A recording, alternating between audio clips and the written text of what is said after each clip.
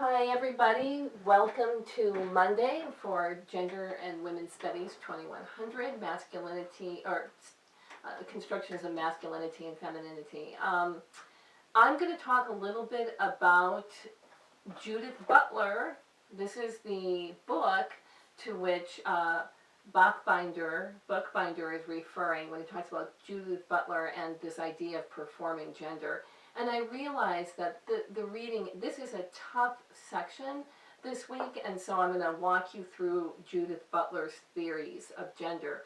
In chapter 3, in Studying Men, don't worry so much about the examples that Bookbinder uses. So he talks about Virginia Woolf's book, Orlando, and then the TV show 6 Feet Under at the end. He's trying to demonstrate how the theories that he discusses in the beginning play out. So first he lays out Judith Butler's theories of gender performance, and then he shows how those theories work over here in the books. So if you're getting really bogged down and lost, don't worry too much about how those examples play out, because maybe I can help you with that too. So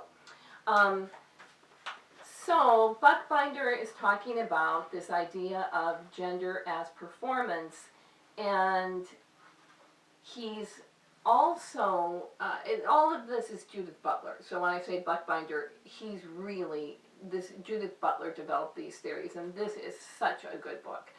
So Butler, wants you to think of gender as completely disembodied, as not at all related to physical sex. So according to Judith Butler, gender is this thing that we perform. Gender is a series of practices, visual cues, lifestyle things that we perform. I mean, if you think about, they use drag queens as an example in the book. If you think about drag queens, gender really does become something one performs in that regard, because men will become women, will put on a female gender. So that's pretty easy.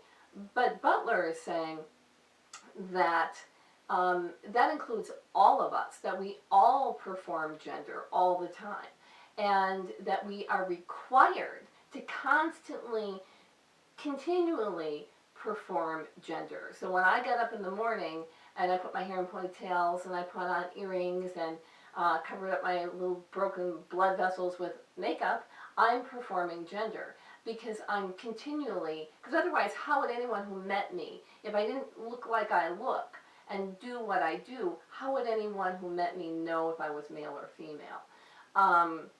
So we constantly have, because you can't see, so we constantly have to perform gender so people know. Now, that might be hard to kind of wrap our heads around, but if you know somebody who isn't easily distinguished as either a man or a woman, I see it, I have seen it in my friends, and I know people who kind of walk that gray area between being a man and being a woman and looking that way. And I'm thinking of one person in particular, and if she wears a certain style of things and does a certain set of things, smokes a cigar, wears a fedora, you would think she was a man.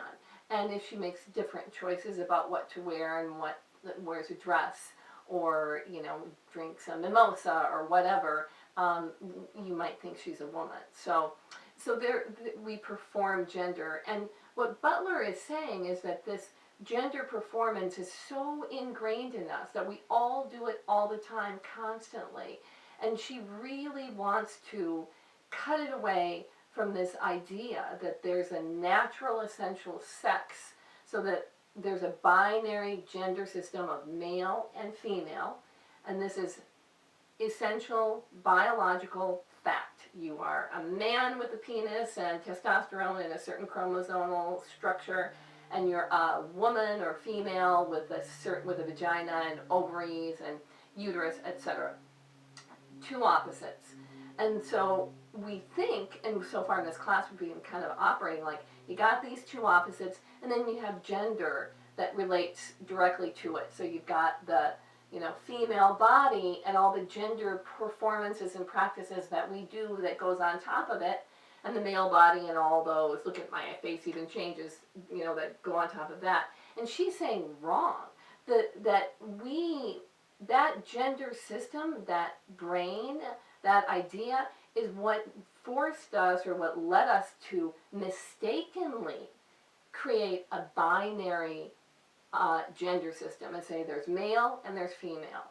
So because we were thinking in terms of gender we were already performing gender.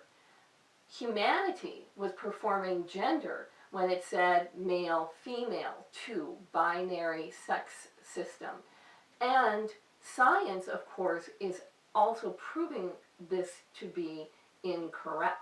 So there's now a gradation, a chromosomal gradation between what it means to be male and female. So it is not entirely 100% one or the other. Some people, and there are names, and I can't recall, but there are medical diagnoses for different types of conditions where one is, where a man might grow, or a woman might grow facial hair, and there's a condition of being intersex when you have both genitalia. So all different variants, or different variants that mean most of us might be male, female, and fall into that, but not everybody. Not everybody. So, but people who don't fall into either male or female still need to perform gender. Gosh, there's a really tragic case, and I can't remember the story exactly, the name of the case, where a boy, because of a botched circumcision, a boy was raised as a girl and always felt like he was a boy, and then later on learned that he really had biologically been a boy. So he had been forced to perform gender in a way, and this young man killed himself when he was in his 30s. If I can remember more on that, I'll let you know. But it's another example of how there isn't this necessary connection, natural, required connection between sex and gender. So you need to think of gender as this wild, free-floating system of practices and behaviors. Has anybody seen the movie, Hilary Swank was in the movie about a young woman who passed as a man? And I will write about this because it's a good example of performing gender and a really sad, sad movie. So I just want to make sure I covered all of it. I think I have. I didn't want to go through paragraph by paragraph and unpick it for you or pick it apart. I wanted to explain generally that I want you to know. What Butler is saying is that the very concept of natural sex, of male and female sex, that concept grew out of our gender system belief, that there really isn't this fluid connection, like natural connection between biological sex and gender. It's a free-floating performance.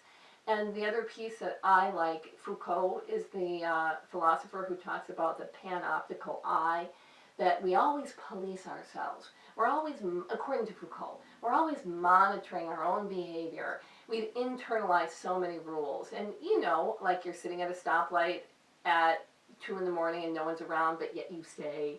But Foucault and Butler and Buckbinder are arguing that we police ourselves and monitor ourselves all the time, especially about gender. And we are required to do so, because to slip out of one's gendered performance into something else could be physically dangerous. It's homophobia, fear, it can be physically dangerous because people could be so threatened by it. But it would also shake our sense of self. If we've been doing this little dance since we were children, so as either performing male or female. And so think about all the ways in which you perform different types of gender, like maybe more masculine stuff, more female stuff. Just think about your own gender performances. So, And that's it for Studying Men for this week.